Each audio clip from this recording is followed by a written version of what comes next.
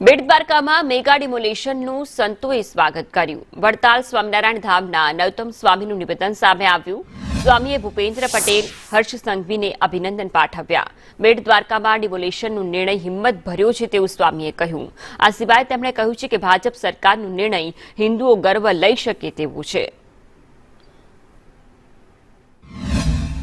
દ્વારિકામાં ભગવાન શ્રી કૃષ્ણ નારાયણની ઐતિહાસિક નગરીમાં બેટ દ્વારિકામાં જે રીતે અત્યારે ગુજરાતની ભૂપેન્દ્રભાઈ પટેલની સરકાર અને માનનીય ગૃહમંત્રી શ્રી હર્ષભાઈ સંઘવીના નેતૃત્વમાં મેગા ડિમોલિશન ચાલી રહ્યું છે।